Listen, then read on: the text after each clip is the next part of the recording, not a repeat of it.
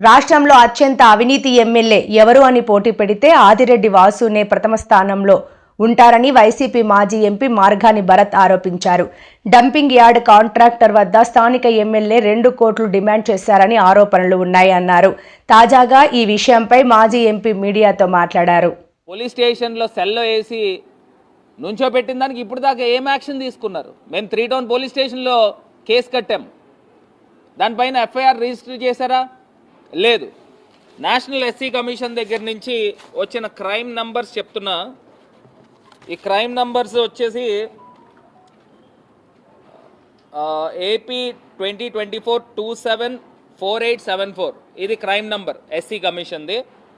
National HRC దగ్గర నుంచి ఇది క్రైమ్ నంబర్ 140573/2024. ఈ 2 క్రైమ్ నంబర్స్ రిజిస్టర్ అయినాయి. ఇవి డీజీపీ గారికి అదేవిధంగా చీఫ్ సెక్రటరీ గారికి ఇద్దరికి కూడా నోటీసులు వెళ్ళాయని మీడియా ద్వారా తెలియపరుస్తున్నా. ఇది కాకుండా నిన్న కాక మొన్న 15వ తారీఖున ఏలూరు జిల్లాలో న్యూజివీడ్లో మరి సర్దార్ గౌతు లచ్చన్న గారి యొక్క విగ్రహ ఆవిష్కరణ జరిగితే ఒక సామాజిక కార్యక్రమం, స్వతంత్ర సమరయోధుడు. మరి అక్కడికి జనరల్గా ఒక ప్రైవేట్ కూడా కాదు, ఇది సోషల్ రెస్పాన్సిబిలిటీ అండి. ఒక కార్యక్రమానికి పార్టీలకు అతీతంగా అందరూ వస్తూ ఉంటారు. మరి ఈ కార్యక్రమాలకు వచ్చినప్పుడు మరి మాజీ మంత్రి మరి జోగి రమేష్ కూడా వచ్చారు, ఆయన కూడా వెళ్ళారు. అక్కడ క్యాబినెట్ మీ సహచర మంత్రులు చంద్రబాబు నాయుడు గారితో పాటు సహచర మంత్రి మరి పార్థసారథి గారు అందరూ వెళ్ళారు. ఇప్పుడు విగ్రహానికి దండ వేయడము, జ్యోతి వెలిగించడం ఇవన్నీ కామన్గా జరుగుతూ ఉంటాయి.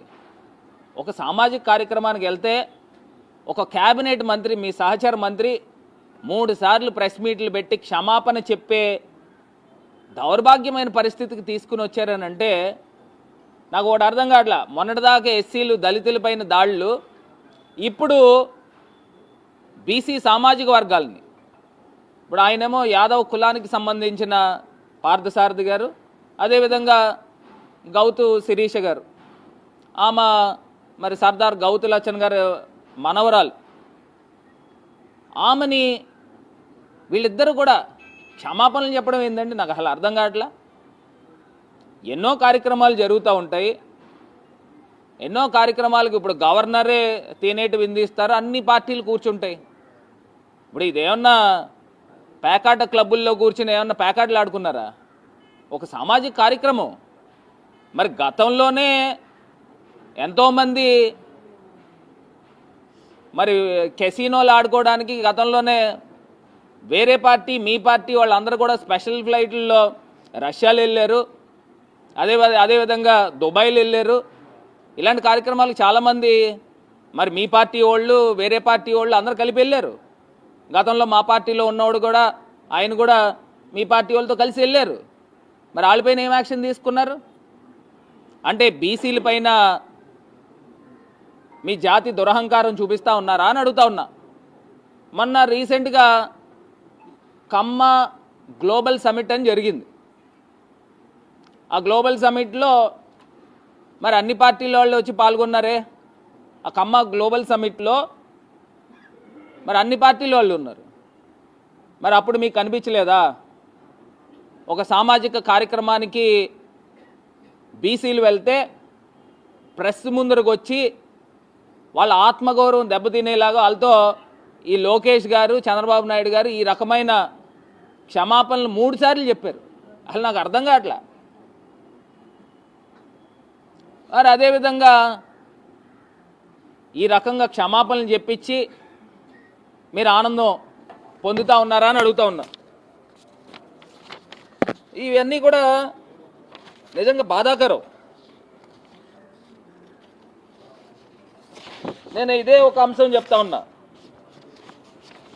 ఇదే రాజమండ్రిలో కూడా చూస్తే మరి కొంతమంది సీనియర్ లీడర్లు కొంతమంది ఆయన ఎర్రా వేణు గారని అదేవిధంగా వాసిరెడ్డి రాంబాబు గారని వీళ్ళు సీనియర్ లీడర్లే వాళ్ళకేమో తీసుకొచ్చి ఏపీ స్టేట్ డైరెక్టర్లు ఇప్పిస్తూ ఉన్నారు వాళ్ళు సీనియర్లు.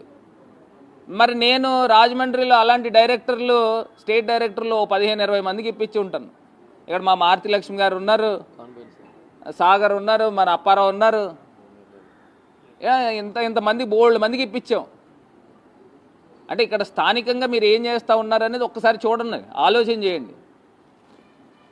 ఈ అంశాలు ఒకటి ఒక ఇంత నిజంగా బీసీల పట్ల అనగదొక్కే వైఖరి ఇవన్నీ కూడా ఒక ఇంత బాధాకరమే.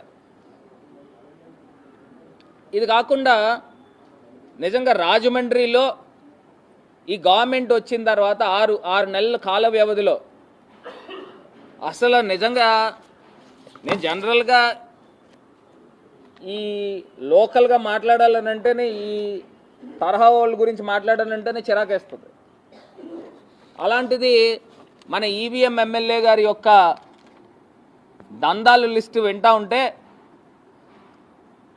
మరి అందరూ కూడా ఆశ్చర్యపోతారు.